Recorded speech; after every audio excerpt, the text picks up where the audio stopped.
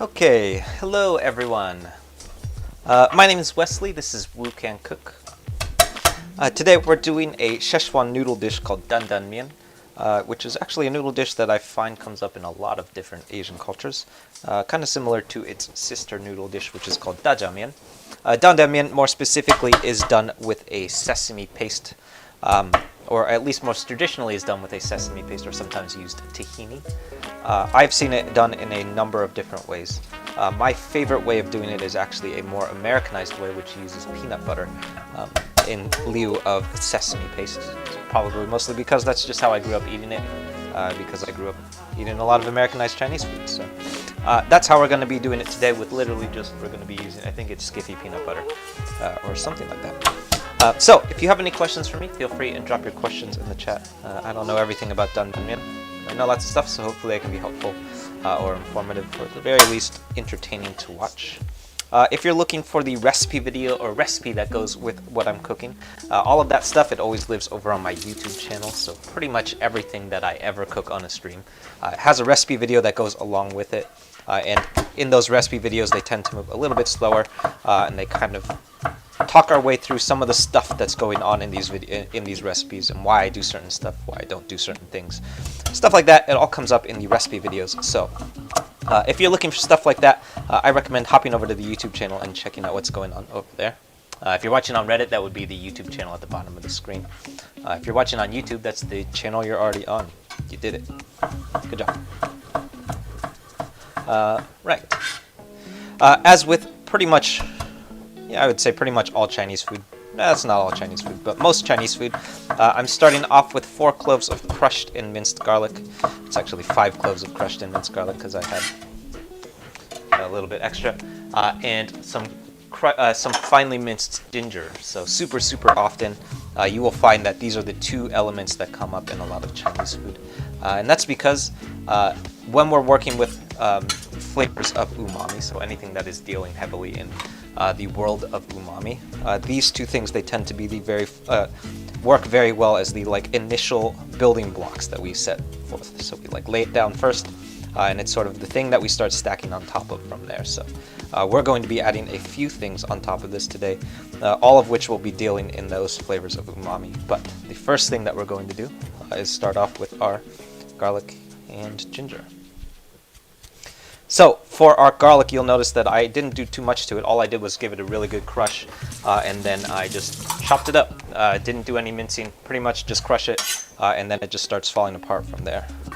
That's because garlic is very delicate, so as long as you give it a good crush, that's going to do most of the work for you. Ginger, on the other hand, is actually a pretty durable veggie, or root veggie, which means that you have to do a little bit more work in order for it to start coming apart. So we actually have to do the fine mince on our ginger, whereas with garlic you can actually skip that step, and it will be okay. So for our mince, though, I'm starting off by getting to a fine or a rough dice. So that's our dice first, and then we're going to go straight into our mince by running our knife through it.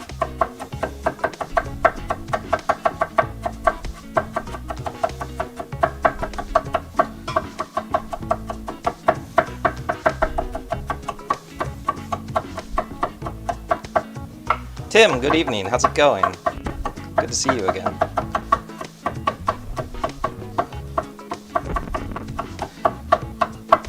Alright, that's our ginger. Yeah, how's it going, Tim? So I'm setting these 2 things aside. And then these are going to be the very first 2 things that we throw into our wok.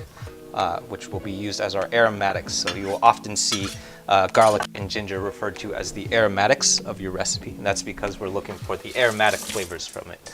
So we're looking to bloom out those aromatic qualities before we start cooking anything else. And that's why we put them in first.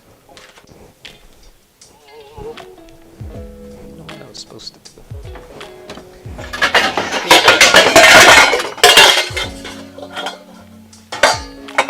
Whoops.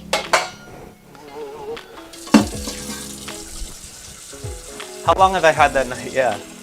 Yuck my yum, that by the way is a great username. How long have I had this knife? I want to say like coming up on a year and a half. Probably close to, yeah, I think a little over a year now. But the reason that it looks the way that it looks, actually it looks the way that it looks for a couple of reasons. Probably the main reason that it looks the way, or it looks as patinaed as it is because I bought it, I found it at an antique sale, or an estate sale actually. Which was incredibly lucky because it's a really expensive knife that I found for like, I think 10 bucks, maybe 15 bucks. And I actually got 3 of them for 15 bucks. So it definitely, it's a vintage French chef's knife and is made of carbon steel, which is why it's patinaed the way that it is. It's because it is made of carbon steel. So carbon steel has a quality about it which I personally love, and that is that it ages as old. While it gets older, it also ages, so it shows its patina, whereas other metals does not. So like if more commonly the knives that you will find, they're made of stainless steel, which has a quality about it which is very useful in terms of like longevity, which is that it never ever changes. Stainless steel will literally, if you treat it correctly, look the way that it looks when you bought it for its entire lifetime. Whereas carbon steel, it ages, it kind of changes and grows with the way that you use it. So the more that you use it, the more that it develops. So yeah, so I love finding a good carbon steel knife. So I was super stoked about it. I actually own 3 of them. We have a bunch of airtime, so I can talk about this. So I own 2 that look exactly the same.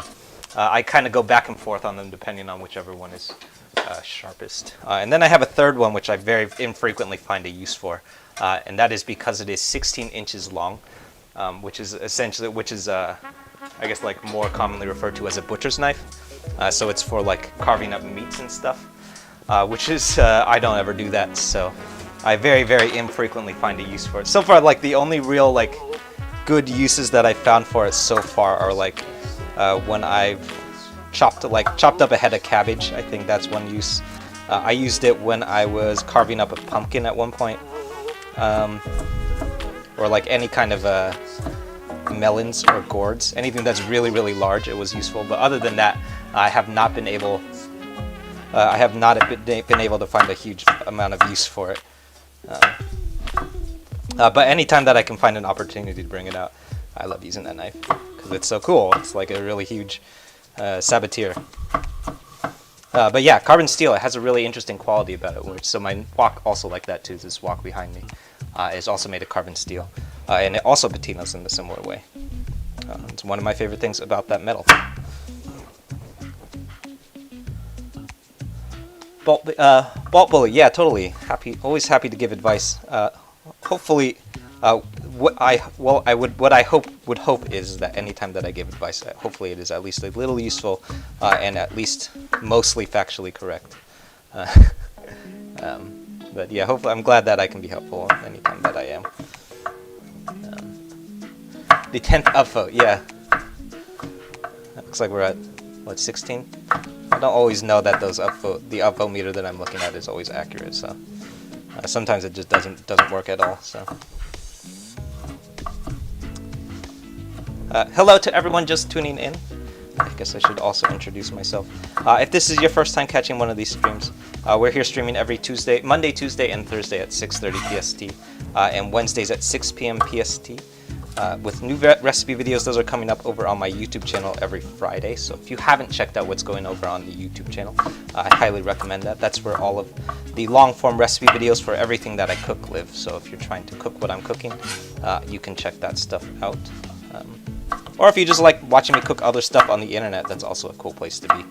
I've heard that lots of people just like to watch me cook stuff. So those recipe videos, they also tend to move a little bit slower and kind of like don't really ramble as much as I do sometimes. So if you're looking for a little bit more like concise instructions on how to cook some of the things that I'm doing, those recipe videos there tend to be a little bit more concise and to the point. So I highly recommend hopping over for that stuff.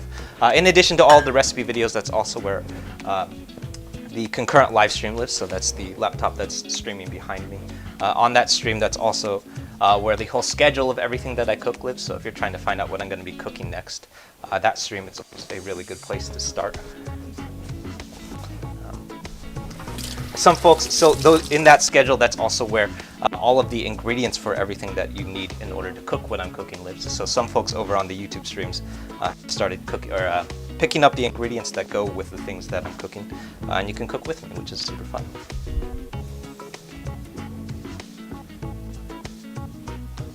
Yeah, the 16-inch knife is going to be super useful if I need to overcompensate. Yeah, I haven't found a huge amount of use for it. I think I probably used it like maybe 10 times in the last year. Not even 10 times, probably like 5 times. It's honestly not super useful.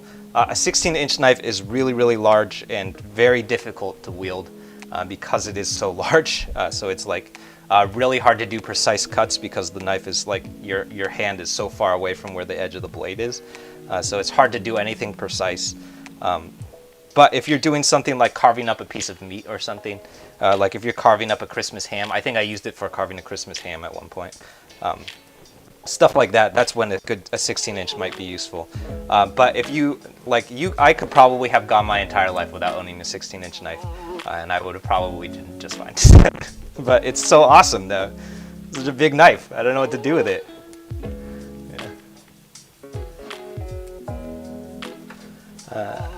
Right. What's my favorite meat to cook? Yeah. I go back and forth. It kind of depends on what we're cooking. Today I'm cooking, so we're making Dan Dan Mian, which is a peanut sauce noodle, which comes from Sichuan cuisine. And this isn't always true, but in like most of the noodle dishes that you eat from Chinese food, and especially Sichuan food, when you're eating ground meat, it's usually ground pork. So today I actually have ground pork, so we're using that. I would say, if I have it and if it's in the right context, ground pork, one of my favorites, and that's because it's so fatty. So when you cook ground pork, all of that fat comes out, and then that is super, super useful in a whole bunch of different contexts, especially in sauces, because that means that you can render out a whole bunch of fat and it builds out a nice thick sauce for you. Whereas if you use something super lean, like a really lean ground beef, for example, it doesn't work the same, and then you're going to end up with like kind of a dry sauce because you didn't render enough fat from the ground meat. So, but again, it really depends on what you're cooking. I also love ground turkey because ground turkey is also kind of fatty, and I guess technically healthier, but mostly because it has a lot of fat in it. So,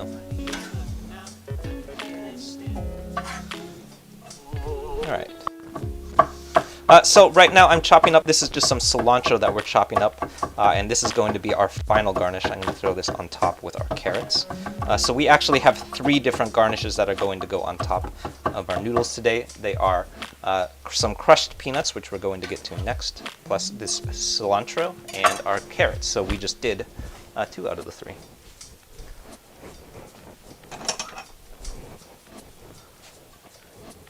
"16 inches, including the handle, just the blade, I believe. Yeah. Yeah. So it's the knives are measured by the blade. So like most commonly, probably the most common length of knife. Actually, it depends on where you are in the world, but definitely in America, the most commonly found length of knife is a 8-inch. So the 8-inch German knife is probably the most. Actually, Japanese knives have been super, super popular. So you'll come across a lot of 8-inch Japanese knives, especially like the Ginsu knives. Those are like super, super common and popular. This particular knife, the one that I use all the time, the one that's the one that I use in literally every video. This is a 12-inch knife, which is a little bit longer than what you would normally find. So an 8-inch would look more like this. So this, I'm pretty sure, is an 8-inch Ginsu, and this is a 12-inch, so it looks a little bit longer. I believe that Ginsu is 8 inches. Maybe this is 10 inches. I can't remember anymore. How do you save this recipe specifically? Yeah. So I would say, let me link it. So it lives in 2 different places. You can start with the recipe video, which lives here.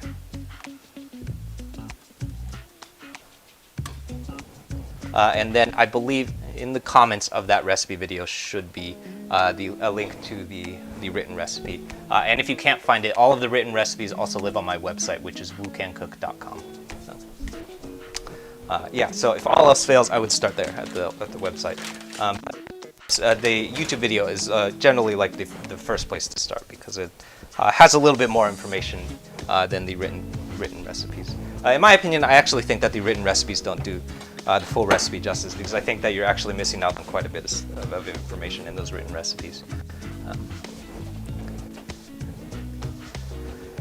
All right, so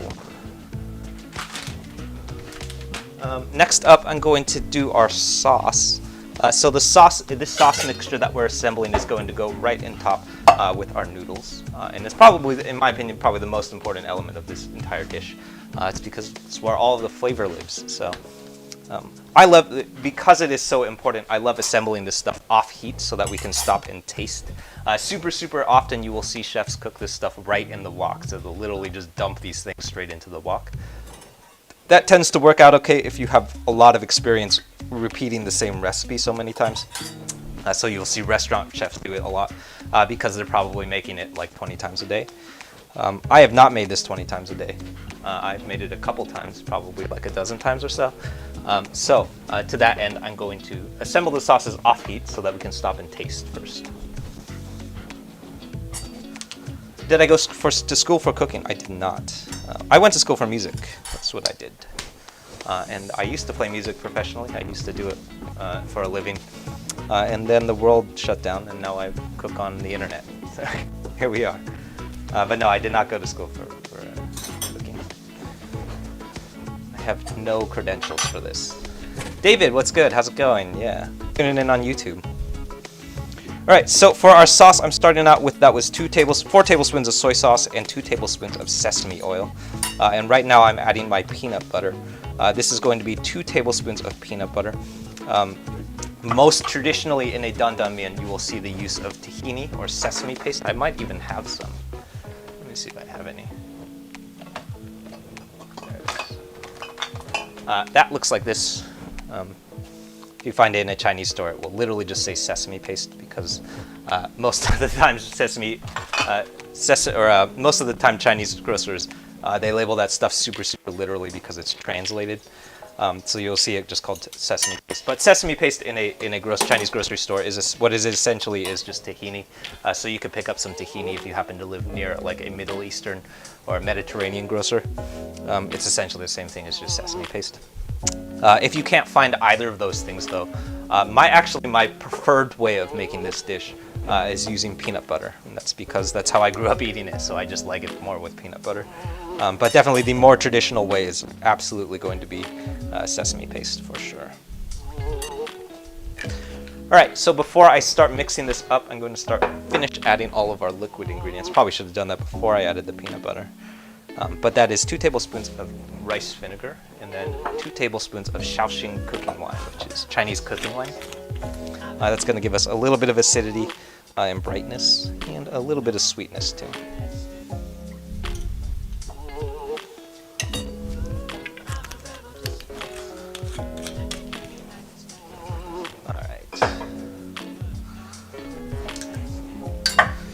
Next up is a single tablespoon of brown sugar. I'm going to go very light on the sugar for this recipe because it definitely does not need too much sugar. Dan Dan Mian is not meant to be a sweet recipe, but I do think that it needs a little bit of sugar in order to just kind of open up some of those flavors. So we are adding a little bit of sugar, but we're not going to go too heavy on it. So that's literally just a single tablespoon of sugar. All right. So next up, this is going to be where all of the heat comes from, apart from our Sichuan peppercorn. This is 2 tablespoons of doubanjiang, which is a Chinese fermented chili paste. If you've never heard of doubanjiang, it's probably most similar to the Korean version, which is gochujang. That's what I would refer to it as most similarly, at least. either of which come from a very, very similar process, which is essentially fermenting chili, fermenting like a chili pepper, which yields like a kind of like sticky substance to it. So super, super, very, very hot because it comes from chili, but also very, very sweet because of the way that it is fermented.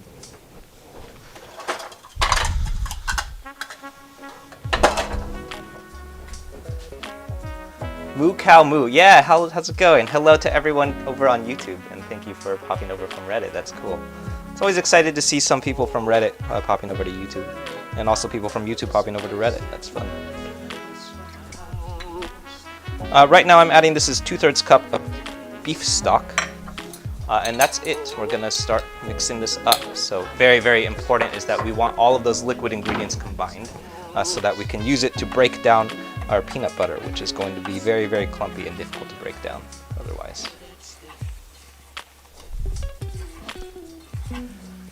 Ooh, goop. Yeah, I can't. So I can't open links. I can't open links from RPAN, so, but I will watch those later. I don't actually know what those links are.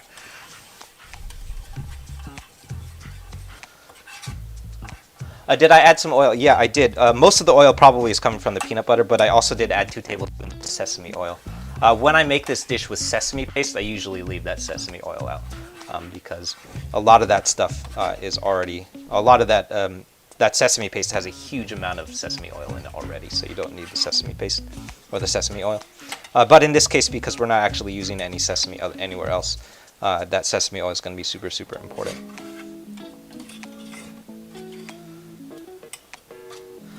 Bangin sauce, yeah, this is one of my favorite sauces for sure.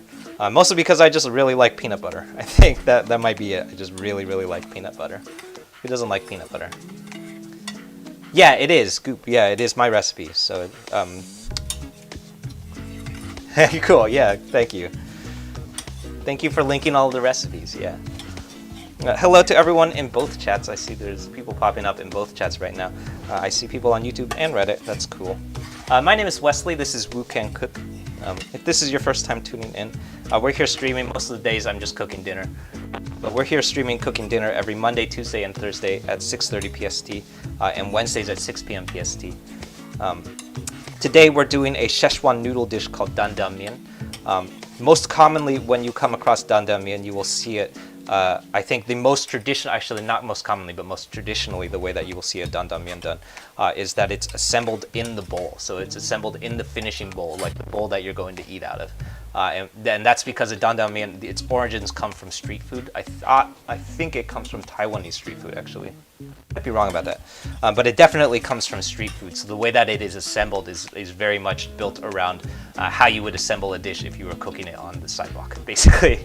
And the way that it is most traditionally done is that it's all of the things that we're doing right now would literally just go straight into that finishing bowl. So including this. So it would literally just go straight into the bowl, and then they would wok fry some ground meat and then put it on top of some noodles. And then you mix that up in the bowl for yourself. I actually think that that's not a great way to distribute this dish because tossing stuff together in a finishing bowl is really, really difficult for a number of reasons, but mainly because a finishing bowl is not intended to toss, so you end up spilling a lot of stuff, so it doesn't work out really well. Plus, I actually think that there's a number of benefits to finishing this in the wok fry so that you can finish this on the heat. So I like to do it on heat, but if you're looking for the really authentic way, what happens is this sauce is added at the very, very bottom, and then you toss it together yourself. If you're looking for the recipe for this specific version, all of the recipes, all the recipes for pretty much everything that I cook, they live over on my YouTube channel, which I saw Goop has been posting some of those things. Those recipes, they're over at the YouTube channel. It's youtube.com/WuCanCook. So if you're watching on Reddit, that's the YouTube channel at the bottom of the screen. If you're watching on YouTube, that's the channel you're already on. In those recipe videos, they tend to move a little bit slower. We talk our way through some of the decision making that goes behind all of the things that I do. So if you're looking for more information on how to cook some of these things, all of that lives over on YouTube. We have a couple of different series that are kind of in progress over on that channel. I think my favorite one comes from the Chinese American hack series, in which we've been deconstructing a lot of Chinese American classics. So yesterday we did one from that series for a Mongolian beef, which is a really quintessential Chinese American dish.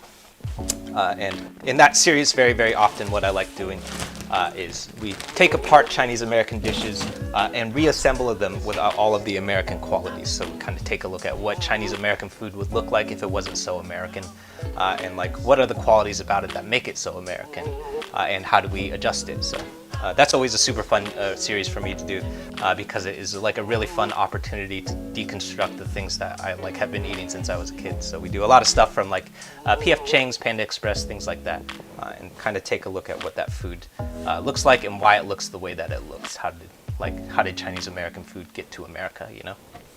So if you're interested in stuff like that, I recommend hopping over to YouTube and checking out what's going on over there. Lots of fun recipes coming up. Those are out every Friday. So this coming Friday, we're doing a recipe for a Japanese white miso curry, which is going to be super fun and really interesting. It's one of my favorite curries, and it's actually a curry that I've been workshopping for many years, basically, more or less. All right.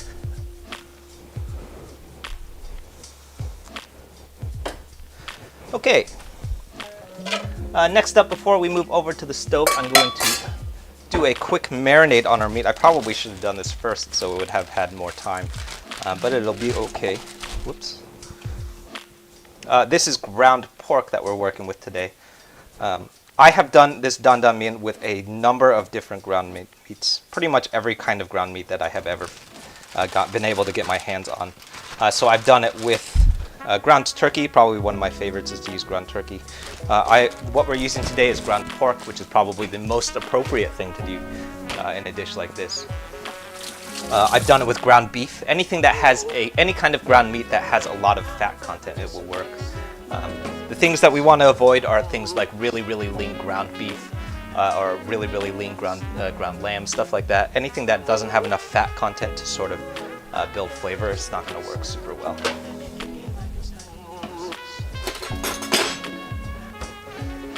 Alright, so I'm going to keep it pretty simple on my marinade here. This is just 4 tablespoons of soy sauce, then a pinch of kosher salt, and I forgot to take the white pepper out, so I'm not going to do white pepper today.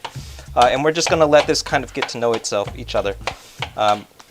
If you're really committed, a marinade should go for at least 30 minutes, maybe even up to an hour.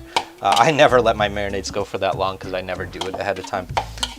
So this is probably going to marinate for maybe 10 minutes, and it will be plenty enough time for it to sort of like build out some depth of flavor.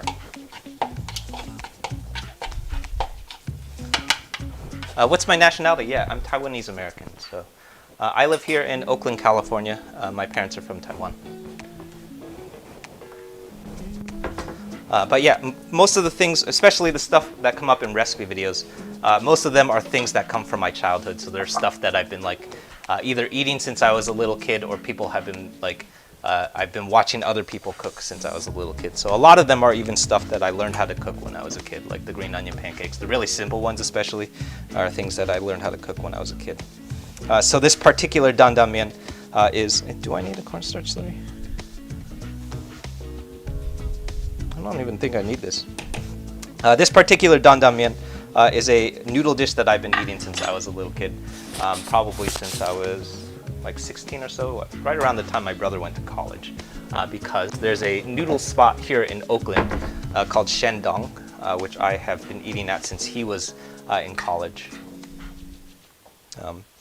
And this particular version that we're eating today is based off of that noodle dish, or at least inspired by that noodle dish from Shandong in the way that they do it. All right, so what I'm doing right now is I'm dissolving, this is a single tablespoon of cornstarch in water. I'm not positive that we're going to need it, but we're going to want it ahead of time. And what that cornstarch is going to do is create a nice thick sauce for us when it comes time to thicken up our sauces. So, yeah, Bay Area, totally. This keeps turning off. Yeah, hopefully very soon. I'm not sure when it will be available, but I'm working on a deal or working on something with a company called Chef, in which we'll be able to, if I happen to live in the San Francisco Bay Area, I'll be able to send some of the food that we cook on these streams out to people who live in the area, which will be super, super fun. Because lots of people ask how to get the food that I'm cooking, and most of the time I just say, you can't, I'm gonna eat it myself. But hopefully if that works out with Chef, there should be some food available for folks very soon.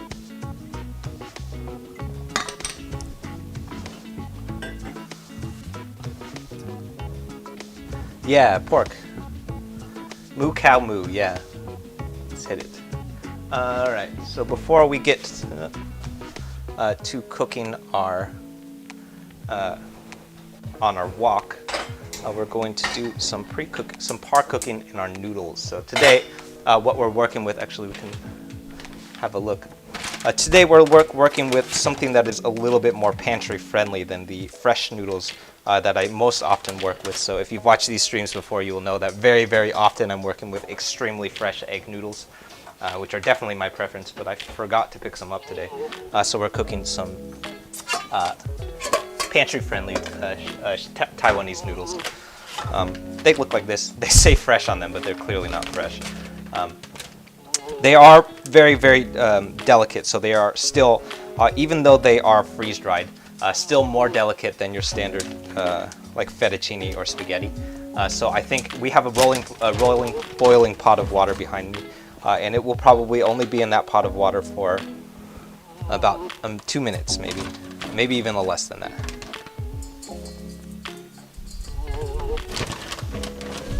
So I'm looking for, this is going to be 12 ounces of noodles. I would say, I think when I wrote the original recipe for this, I called for 8 ounces of noodles. But I've started adding more because I keep running out of noodles when I eat this dish. So this is 12, and hopefully we won't have too many noodles.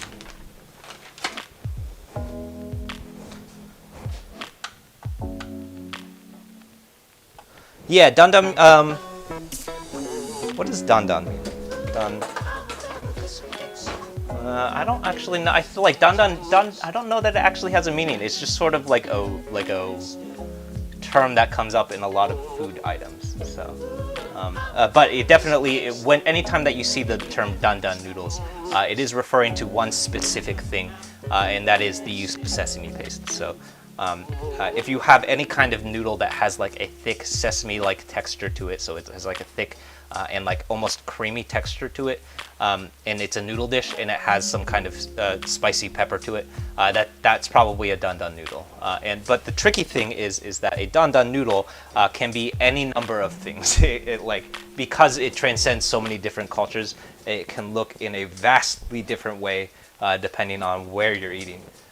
So I have seen some Dan Dan noodles that are done with meat. I have seen plenty of Dan Dan noodles done without meat.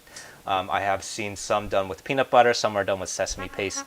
I've seen some with lots of peppers, and some with Sichuan peppercorn, some with nothing. It can look in a number of different ways depending on where you're eating. So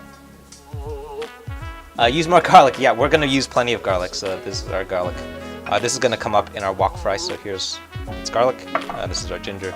These are gonna be the first two things that we add to our wok. So this is a lot of garlic. This is like half a clove of garlic. So half a head of garlic. We got plenty of garlic coming. But totally, Exceldo, that's totally true. You cannot make Chinese food without garlic. I have tried too when I've run out of garlic, but you really can't. You have to have garlic.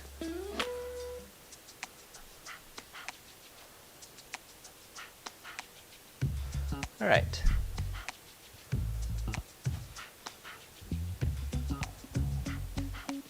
Cool. Let's see. Just noticed something odd.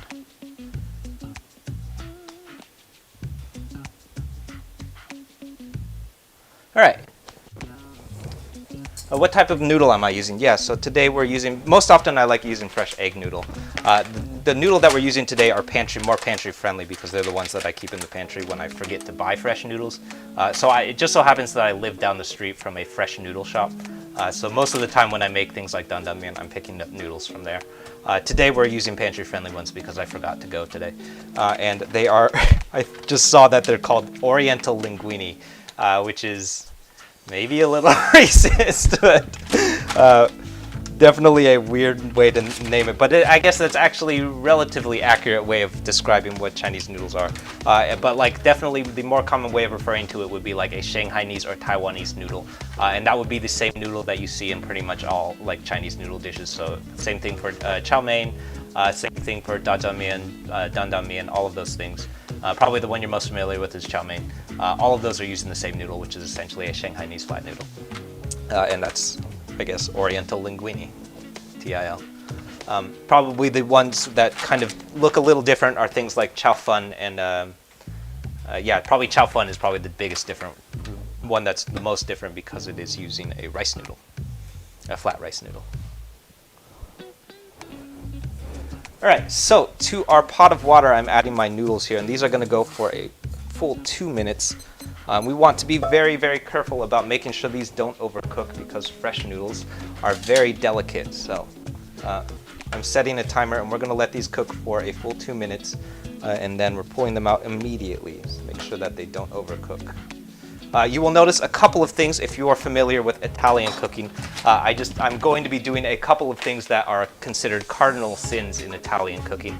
Probably the number one thing that you'll just notice is that I did not salt that pasta water. And the number two thing that you'll notice is that we're also not going to save any of that pasta water. So if you've ever made Italian pastas before, you'll know that those are two very, very big cardinal sins in Italian cooking. Because those are that pasta water is a critical, essential element to Italian cooking. That's how you build sauces out, is using that pasta water. And that's because while you're cooking the pasta, what's happening is starch is shedding off into the pasta water. So what you use in Italian cooking, what we're doing is we're using that starch in that water, so that starchy water, to build out the thickness of our sauces and things like carbonaras and bolognese, stuff like that. It's using that pasta water to build out a thick sauce. That is not something that you do in Chinese food. What we do instead is we use cornstarch. So, oops, we're on the wrong camera. What we usually do instead is use cornstarch. And that cornstarch is how you build out thick sauces. Today, I actually don't think that we're going to need that cornstarch either because we have sesame paste, or in this case, peanut butter, to build out the thickness of our sauce. If you're following along from an Italian food perspective, we just made one very big cardinal mistake, and we're about to make a second one by dumping out this pasta water.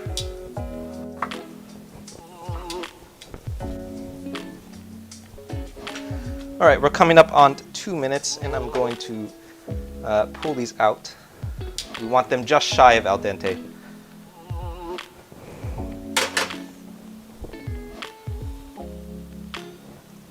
Yeah, that's right on the cusp. And so I want these to be about 30 seconds away from being fully cooked. And that's to accommodate for some of the carryover cook that's going to happen when we get them into the wok. So, all right. So I'm pulling these out. I just dumped it in the sink.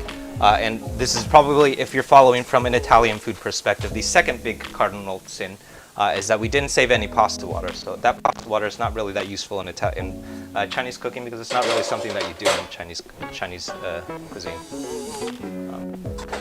But I'm giving this pasta a good shake. And most important about this pasta water, or this pasta, our noodles, is that they are very, very dry. So we just want that stuff to be extremely dry before it goes into the wok, because we want to make sure that we don't throw too much moisture into the wok.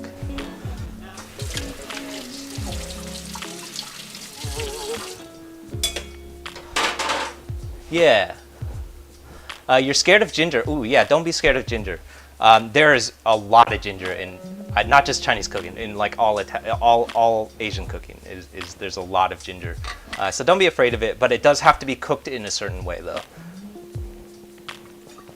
So the only time that you should be worried about using ginger is if you're not cooking it thoroughly. So, anytime that you're working with ginger and you're cooking like Chinese food or anything like Asian adjacent, or I guess you could say anything that's being cooked in a wok, and you're using ginger, The way that we want to treat it is it needs to go into the wok extremely early. So it needs to go into the wok while it's still empty. Because the property about ginger that is very, very useful is it has a lot of aromatic qualities. So if you throw it in very early and it makes good solid contact with the heat of the oil while the wok is still empty, it will bloom out all of those aromatic qualities, and then you'll have this nice aromatic flavor that comes from that ginger. If you throw it in too late, so if you throw it in like, this is like a big tendency that a lot of like amateur chefs who are worried about burning the ginger do, is if you throw it in really, really late, like towards the end, because you're worried that it's going to burn, what will happen is that it won't cook at all, and then you're going to end up, because since it never has an actual opportunity to make good contact with the bottom of the wok, so like good solid contact with the surface area of the wok, because you're putting it in while the wok is full, it won't actually cook. It will just sort of like steam a little bit. And then what's happening is you're just eating raw ginger, which is probably why it has such a strong taste to it. But if you're cooking it, if you're like getting a really good bloom to it when it's still hot and the wok is still empty, I don't taste it that much because I'm really just stacking on top of it. And this is a whole lot of ginger. So we're really looking at, what we're looking at right now is this is maybe a little over an inch. I would say this is like close to 2 tablespoons of ginger. This is a lot of ginger. And you won't taste it. You won't really notice like very strong or pungent flavor to the ginger. Really what you're just getting out of it is like a nice like layer of umami where we're gonna sort of build on top of. Yeah. Charlie, you were wondering what happens with all the leftovers. All of the leftovers go to my brother. He just had a newborn baby, so lots of people ask about the leftovers. They go to my brother. If the thing with Chef works out, we're going to start sending them out to people who order them. So hopefully if it works out with Chef, so that's chef, shef.com, what we're going to start doing is shipping off some of the stuff that we cook on stream. I'll probably start cooking in larger quantities, and then we're going to ship that stuff off, and then you can eat with me. So I'll be able to send it to you. Only if you live in the Bay Area. So if you live in the Bay Area, though, that would be super fun. Hermina, yeah, how's it going? Good evening. Mukau, yeah, you need a wok like this. Lots of people like this wok. It just comes from cooking on it a lot. So just get yourself anything that's made of carbon steel and then start cooking on it a lot. What's the story with the 3 chain? No one's ever asked me about this before, I think. What UBBW is referring to is probably my bracelet, which is this. There's no real story to it. I just had it since the 8th grade. And it's kind of like a good luck charm now. I think one time I took it off once, and I had a really bad day, and it's been a good luck charm ever since then. Yeah. Cool. Yeah. All right, so right now I'm just waiting for my wok to pick up a little bit more heat because it was on a side burner earlier. While that's heating up, I'll introduce myself one more time, and then we're going to start cooking. My name is Wesley. This is Wu Can Cook. If you've never caught one of these streams before, most of the time when I'm streaming, we're cooking stuff. Most of the time, we're generally cooking stuff for dinner. But anytime that I'm streaming something live, I'm probably cooking through something that I have posted a recipe video for. This particular Dan Dan Mian is a recipe that I had published, I think last summer, a while ago. And that lives over on my YouTube channel. So if you're watching on Reddit, that's the YouTube channel at the bottom of the screen. It's youtube.com/WuCanCook. If you're watching on YouTube, that's the YouTube channel you're already on. All of that stuff, all of those recipe videos, they live they kind of move a little bit slower, and I like to talk through some of the decision making that goes behind why I do stuff in a recipe, and why I leave some stuff out, things like that. That all comes up in those recipe videos. I also don't get as distracted and tangent as hard in those videos, so it kind of stays more focused, I guess. So if you're looking for something to follow along to and sort of work your way through the recipe and cook it yourself, that's a good one to start with. Also, some people just like to watch me chop stuff on videos, so that's also fun too if you want. I know that lots of people have started binging the videos because they love to just you can literally just watch me cook stuff for 3 hours, and that is something that some people do, that's crazy. So so if you're interested in content like that, there's lots of fun stuff coming up on the YouTube channel. Those are new recipes. Those come out every Friday. So this Friday, we're doing a white miso Japanese curry, which is that's adding to a series that we've been doing, hacking recipes from the San Francisco Bay Area. That curry, the particular white miso curry that we're doing, is in homage to a music venue and cafe here in San Francisco, actually in the San Francisco Richmond district, called Bazaar Cafe. We're going to try and recreate the curry from Bazaar Cafe, which is sort of like a legendary curry, like neighborhood legend. And it is made by the owner's wife, or I guess the owner technically. Her name is Makiko, and she's actually a friend of mine. So cool. Yeah. So if you're interested in stuff like that, definitely hop over to YouTube and check out what's going on over there. Lots of fun stuff, including all of those fun recipes coming out every Friday. So hop over and check what's going on over there. We're working our way to 2,700. Yeah, 2,700 subs by the end of March. So if you want to help us hit that goal, we have a March subscriber goal over on YouTube for 2,700 subs. So hop over, check out what's going on, and subscribe. Has my band started to play yet? No, we haven't. Although we did just start working out the logistics behind the first gig that we'll be playing when we come back, which tentatively will be in July. So that's going to be happening sooner rather than later. I think it's probably coming up soon. And I feel like optimistically, the vaccine should be rolling out by like May or so. So we'll be able to all get vaccinated and start playing again. But yeah, if anyone here is looking for the information about the band has been on pause basically since COVID started. But the band is called Trace Repeat, and that's where all of like the music lives. So all of the music that's pre-COVID. All of the music that you're listening to, it's called published under a sister channel called Woo Cooks Beats, and that's where all of like the things that you're listening to while you're hearing me talk, or if you're watching a YouTube video and you're hearing me talk, or just like watching a YouTube video that doesn't even have talking, everything is published under Woo Cooks Beats. So that's a fun sister channel to check out. Good question though. There we go. Music.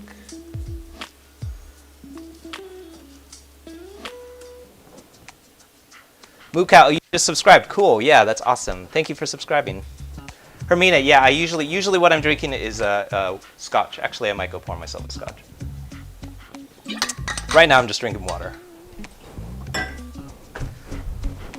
But good point. I don't know why I'm not drinking it. I think I'm not drinking because I was running late and I didn't have a chance to pour myself a scotch.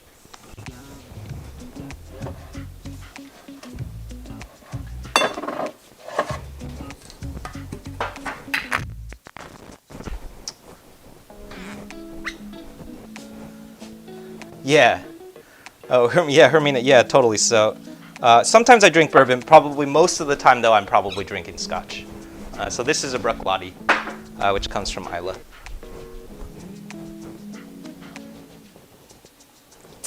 Yeah, you want to see some sizzle, right? Let's start cooking. All right, so my wok, use a little bit more heat. I'd like this to be a little bit hotter. Anytime that you're wok cooking, you need that thing to be ripping hot. You do not want to start cooking on a wok that is not as hot as it can possibly get yet.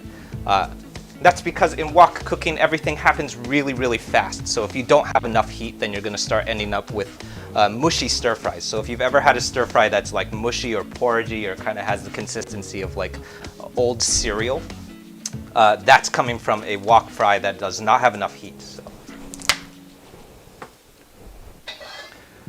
All right, so I'm starting off. This is 4 tablespoons of peanut oil that we're cooking in.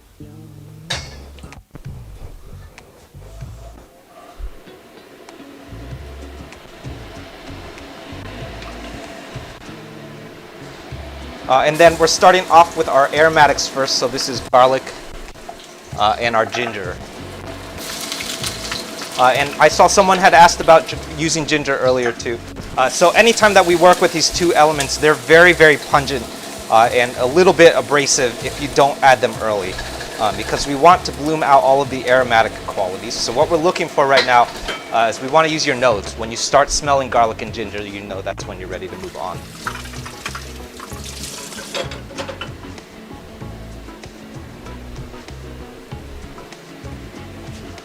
Thoughts on putting a little alcohol with your cookie? Yeah, actually, there's alcohol in almost everything that I cook, and that's coming from the Shaoxing wine, which is Chinese cooking wine. It is not an alcohol that you ever want to drink, though. It's if you've ever tried to drink Shaoxing wine, it is a pretty gnarly alcohol. not a tasty one. But very, very good to cook with. All right, next up I'm adding my ground pork here. And I'm just making sure that we're breaking up as much of these large pieces as possible, so that we have a nice pebbly ground mince to our wok fry.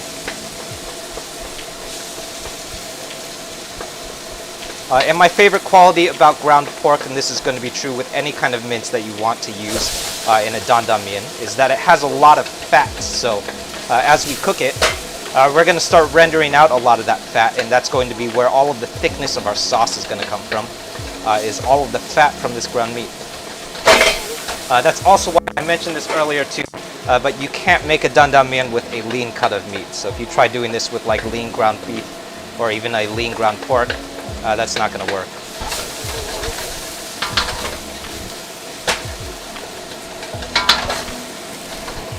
Okay.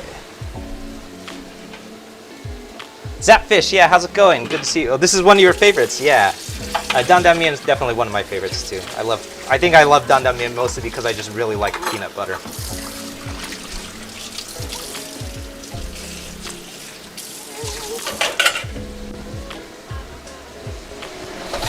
Alright, so you'll notice there's lots of fat starting to pull up at the bottom of my wok. That's a good sign because that's where all of the thickness of our sauce is going. But that also means that we're going to start losing heat in our wok. So we want to pay attention to that. And when you start seeing that, that means that you should be pretty close to being done cooking too.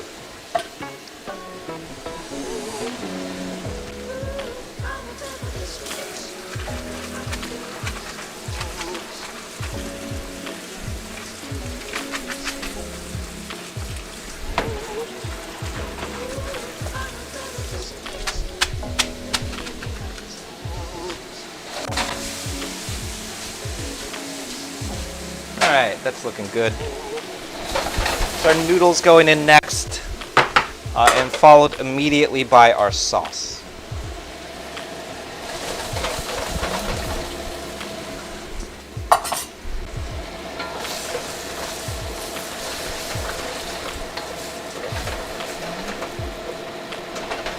And you'll notice that as soon as I added that sauce to the wok, that all of the sizzling in my wok just disappeared. So that's probably a sign. If you're ever cooking and you're still cooking something and that you hear that happen, that's a real bad sign because that means that there's no heat left in your wok. So in our particular case, that's okay because we're pretty close to being done cooking. All that we are doing right now is just sort of combining all of these ingredients in the wok. But if you're still cooking and you hear that happen, that's a real bad sign.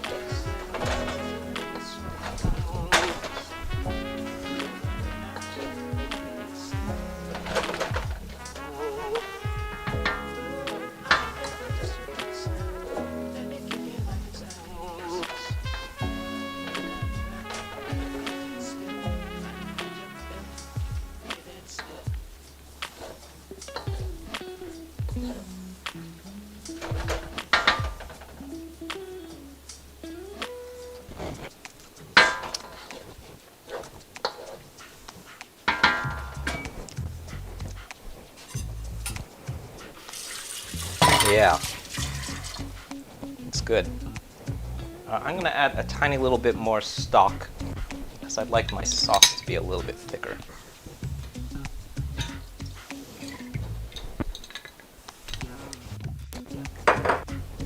And then that ought to do it.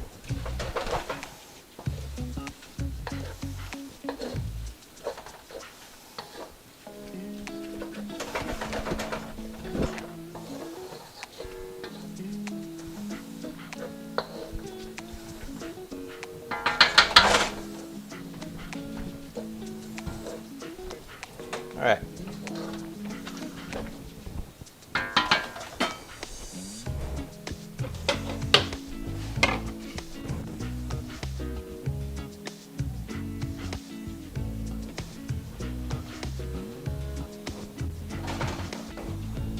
Okay.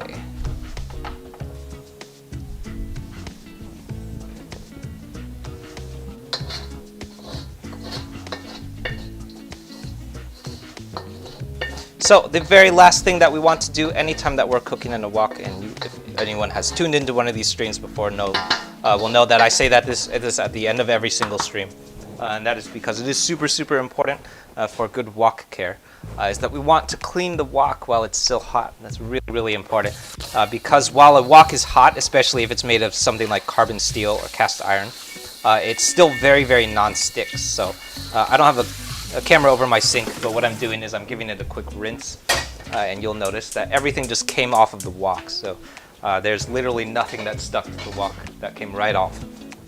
So if you let it cool, so if we had left everything in the wok and then started to eat, which is definitely very tempting because there's food in front of you, that will definitely stick to the wok, and then you're going to end up with a lot of stuff like sticking to the wok, and then you're going to have to start doing stuff in a wok that you never ever want to do, things like scrubbing and all of those things that are not conducive to a good seasoning. So we don't ever want to be scrubbing a wok because our wok is coated in a seasoning. That seasoning is what causes the wok to be non-stick. So if you start scrubbing it, what you're going to do, instead of just scrubbing off food particle, you're going to end up scrubbing off seasoning, which is not ever a good thing. So do yourself a real big favor and clean your wok while it's still hot. And that's it. I'm coating it in a little bit of oil to prevent any carbonizing, and that's going to be it.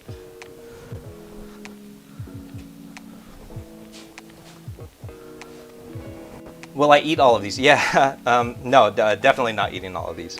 I usually eat about half, or maybe a little less than half today because we used a lot of noodles. And most of the leftovers, up until pretty recently, or at least currently, all of the leftovers go to my brother. He just had a baby, so they get all my leftovers. Very recently, hopefully very soon, what we're going to start doing is we're working with a company called Chef. That's shef.com, and we're going to start being able to, if you live in the San Francisco Bay Area, you'll be able to order some of this food. So you'll probably have to put in orders pretty early, so probably a couple days in advance.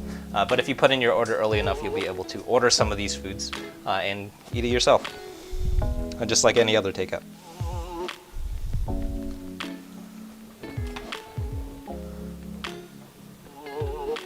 Nice camera transitions. Yeah, thank you. Muka, the camera transitions and I think the camera qualities in general are a lot better over on YouTube. The cameras are definitely much nicer. We have like a nice DSLR and a nice GoPro. Actually, which you guys helped pay for. So the GoPro is one that we crowdfunded on YouTube. So if you're watching on YouTube, you'll notice that there's a donate bar at the top of the screen. Yeah, top of the screen. That donate bar is for updating. Like I'd never really asked for money in these streams. Occasionally I do crowdfund for money or like take donations, and that's anytime that we need gear updates. So right now, most recently what we did is we just replaced the camera that's on the stove, and that's the GoPro camera that's strapped to the top of the stove. We crowdfunded that, and folks all donated, and we helped to pay for that one. Right now, what I want to do is replace the microphone that's streaming to Reddit. So if anyone has ever watched on Reddit and you've heard my microphone crap out, and you've had to tell me that my microphone is crapping out, that's because the microphone that I'm talking through right now is made in the 80s. So it's a real piece of junk. You definitely do not feel obligated to donate, but if you have the means, please do. North Texas, I would love to do that. These noodles would definitely not be good by the time they reach North Texas, though. I wish, though.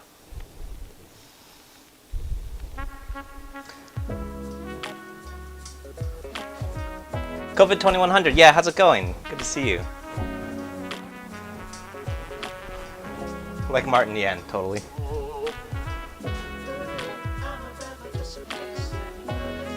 How would I say it turned out? Probably better. Probably one of the better attempts at this dish.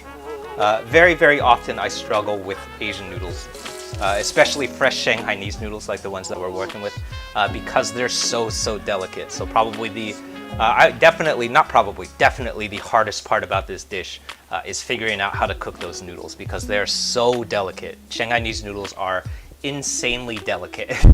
You'll notice that we only cook them for 2 minutes. So that gives you, if you had cooked them for 2 minutes and 30 seconds, they would have been overcooked. Like, guarantee you that it would have been overcooked, which is a incredibly narrow amount of window of time. So you, like, when I say you cook them for 2 minutes, I really mean cook them for 2 minutes. Do not go 2:10, not 2:15, 2 minutes on the dot, and you gotta pull it out.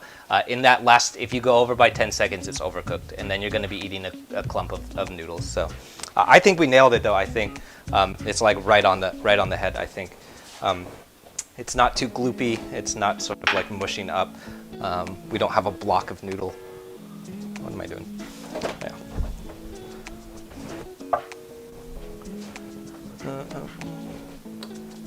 Yeah. Last up, I'm gonna do. I probably should have done this before I started serving. But I'm going to grind up a couple of additional things here in my mortar and pestle. First up, this is some Sichuan peppercorn that we're grinding up. It's right in the title, but the reason that it is spicy because of these Sichuan peppercorns. It's also probably the most Sichuan thing about this noodle dish is the Sichuan peppercorn, right in the name. And I love just adding this stuff right on top. Because Sichuan peppercorn has a quality about it in which it blooms out as soon as it makes contact with oil. So if you add it very, very late, like literally in the finish, it will come into contact with the oil that sits on top, so the sauce that's on top, and then it blooms out all of that nice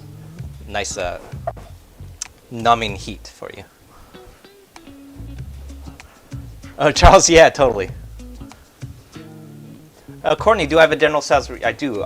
We did a General Tso's. Let me find it. We did 2 different versions. One of which I have definitely cooked on stream before. My favorite is, I believe, the General Tso's chicken that we did is, I think it's double fried.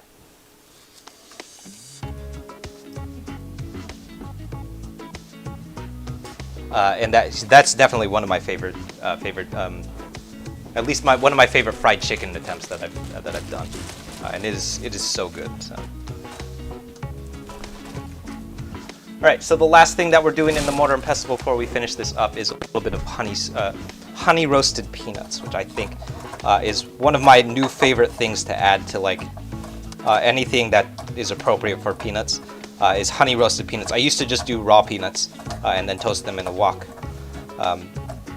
But honey roasted peanuts, I'm telling you, it's like a real secret ingredient that you can add that just kind of gives a little bit of sweetness.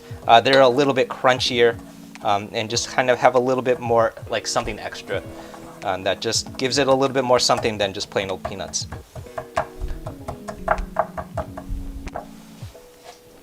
So I always like to keep these on hand. They're also really good for snacks too.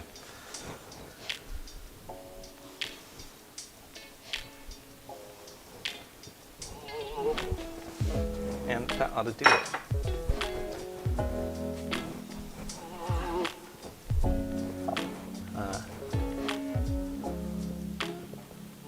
Your son is hooked on Asian food. Yeah, cool. James, yeah, thank you for tuning in. Oh yeah, Delaware Smash, you have yet to cook these yet because you don't own a wok. I would say, so I have done many of these recipes without a wok. I used to, before I owned a wok, before actually I would say is when I owned a non-stick wok that I hated. Recipes on a cast iron pan for a very long time, for like at least a year or maybe even longer than that. And it works really well. I would say that you could do it if you don't like cast iron either. Anything that has high heat retention, so you could do it on a carbon steel skillet. You could do it on a stainless steel skillet, that would work. Cast iron skillet is probably my favorite alternative. Anything that can retain a lot of heat will work, which might even be better if you're working on an electric range too. So. Yeah, cast iron pan is legitimately comparable. The only problem with a cast iron pan is that it doesn't have high walls the way that a wok does. So if you're working on a noodle, like a dish that has a lot of like surface volume, that's going to take up a lot of surface area in your pan. What will happen is that when you go to toss, stuff is just going to start flying out everywhere. which is you're probably going to make a mess. Things are going to come out onto the stovetop, which is not the end of the world. You're probably just going to have to do a little bit of cleanup, but it will cook just fine. It's just a little bit more annoying to clean up afterward because you have to like pick stuff up a lot. But that actually also happens in my wok too, so it kind of just depends how good you are at wok tossing. You have an electric range, yeah, definitely cast iron pan for sure, or if you can find one, a cast iron wok too. Yeah, if one of the... Yeah, if it's so an induction toaster ninja, if you have one of the so the glass top, so that's like an induction top. I think this is actually true for electric coil ranges too. Is that those things, they have an auto off built in. So what they're designed to do, and I think this is a safety function, is they're designed to turn off when the coils hit a certain temperature, and then they turn back on when they hit a certain lower temperature. So if you crank those induction tops all the way up, what they'll do is they'll go very, very hot, and then they'll shut off, and then they'll turn back on when they hits a certain low point. That option, as far as I know, is not adjustable in an induction top, which is in most cooking is not that big of a problem, especially if you're cooking in a heavy bottom pan, because if the range turns off for a couple seconds, it's going to be fine because the pan is going to retain plenty of heat. In a wok, it's a really, really big problem because if I turn the stove off for 10 seconds in a wok, the heat would just completely disappear. It would be a very, very big problem. So that's like, I would say probably the biggest problem with cooking on an induction top is that they have those auto shut-offs. If you can navigate around that or figure out how to disable that function, it would probably be very, very simple to cook on an induction top. Yeah, cast iron wok. Get yourself a cast iron wok. I used to own a cast iron wok and it was awesome. It was so hard to toss. I made such a mess when I cooked on that thing. Because I would have to use 2 hands to toss it because I'm pretty sure that it weighed like at least 30 pounds because it's so much cast iron. A wok that's made out of cast iron is so heavy, but it cooks so nice though because it has so much heat retention.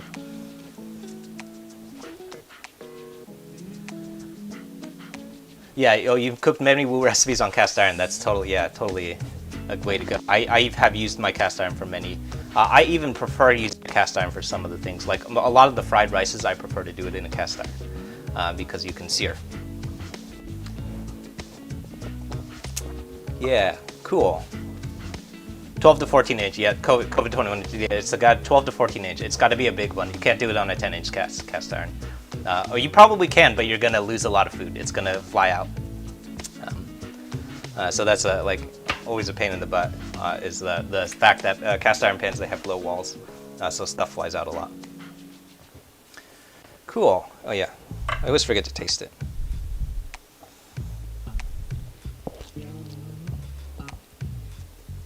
Yeah, that's super good. It's like real flavorful, a lot of heat from the Sichuan peppercorn and that doubanjiang, and like super creamy from the peanut butter. And it's just like one of my favorite noodle dishes. But I think what like my favorite part about, or like at least what I'm most proud of about this noodle dish right now, is that we nailed those noodles. And most of I would say like 8 out of 10 times that I've cooked Shanghainese flat noodles, I have either overdone them or underdone them. And like super often I've eaten plenty of raw noodles, which is so frustrating. And probably more often than not, I've eaten overcooked noodles with these flat noodles because they are insanely delicate. But if you can figure it out and you can like really nail the cooking time, this is probably the way to go, I would say.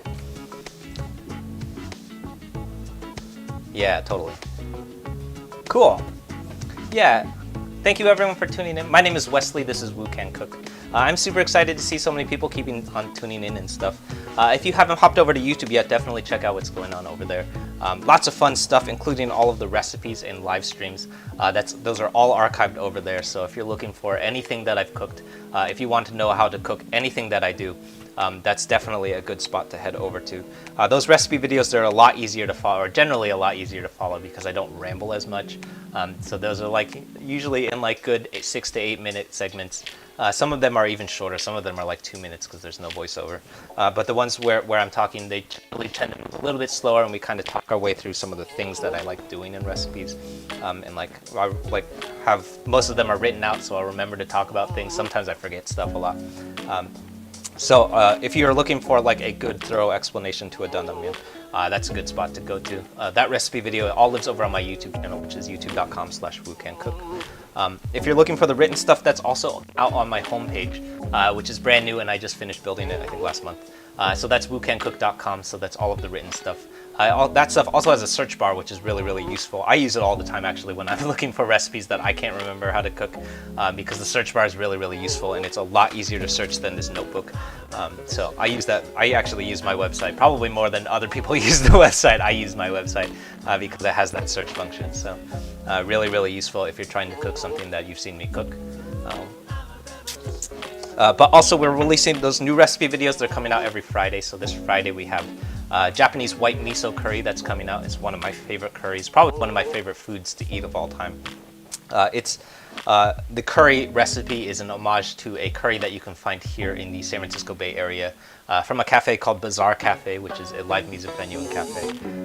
It's also like Bazaar Cafe, if you happen to be in the area, has a curry that's sort of like a local legend around town for being really, really popular. So I took a shot at recreating that. The cafe is also owned by some friends of mine, so it's a real honor to try and take a shot at that curry. So if you're looking for fun stuff like that, definitely hop over to YouTube.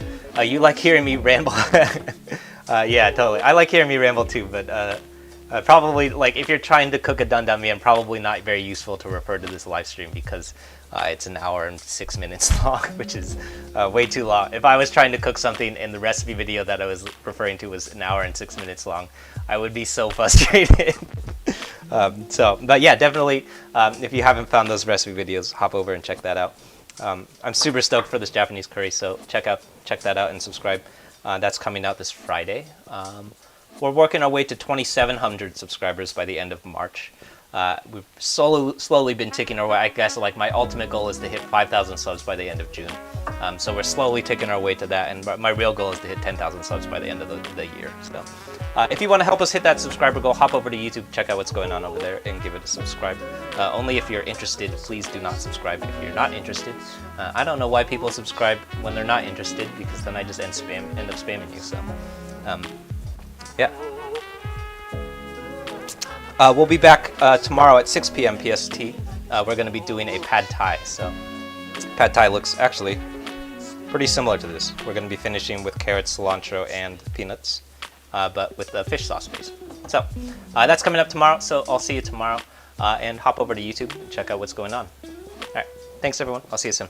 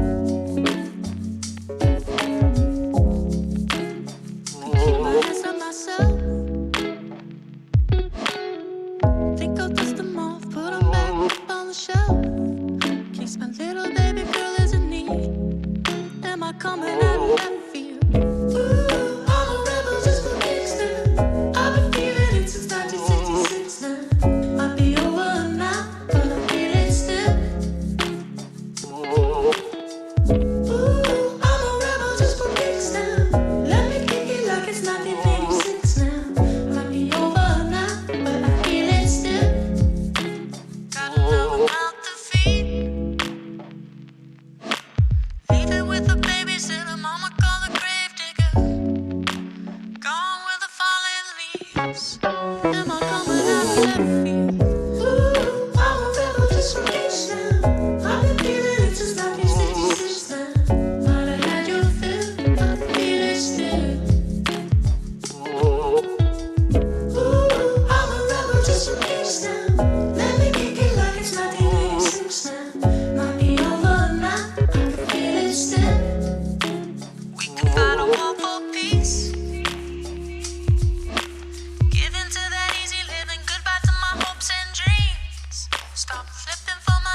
enemies. We could wait until the walls come down. It's time to give a little to the kids in the middle, but oh, until it falls won't bother me.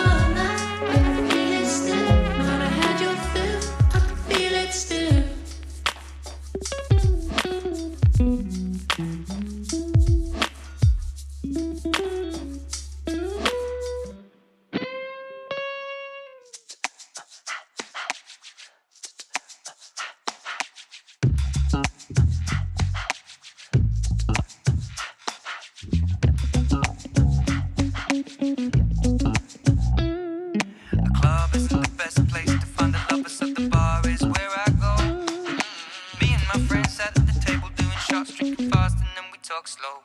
Come over and start up a conversation with just me, and trust me, I'll give it a chance. Now take my hand, stop and the man on the jukebox, and then we start to dance. And now I'm singing like, girl, you know I want your love. Your love was handmade for somebody like me. Come on now, follow my lead. I may be crazy, don't mind me. Say, boy, let's not talk too much. Grab on my waist and put that body on me. Come on now, follow my lead. Come on now, follow my lead. I'm in love with the shape of you. We push and pull like a magnet do. Although my heart is falling too. I'm in love with your body. Last night you were in my room. Now my bedsheets smell like you. Every day discovering something brand new. I'm in love with your body. I'm in love with your body. I'm in love with your body. I'm in love with your body. Every day discovering something brand new. I'm in love with the shape of you. When we can, we let the story begin. We're going out on our first date. You and me are thrifty, so go all you can eat. Fill up your bag and I fill up your plate. We talk for hours and hours about the sweet and the sour and how your family's doing okay. And leaving, getting a taxi, kissing the backseat, tell the driver make the radio play. And I'm singing like, girl, you know I want your love. Your love was handmade for somebody like me. Come on now, follow my lead. I may be crazy, don't mind me. Say, boy, let's not talk too much. Grab on my waist and put that body on me. Come on now, follow my lead. Come on now, follow my lead. I'm in love with the shape of you. Push and pull like a magnet do. Although my heart is falling too. I'm in love with your body. Last night you were in my room. Now my bedsheets smell like you. Every day discovering something brand new. I'm in love with your body. I'm in love with your body. I'm in love with your body. I'm in love with your body. Every day discovering something brand new. I'm in love with the shape of you. Come on, be my baby, come on. Come on, be my baby, come on. Come on, be my baby, come on. Come on, be my baby, come on. Come on, be my baby, come on. Come on, be my baby, come on. Come on, be my baby, come on. Come on, be my baby, come on.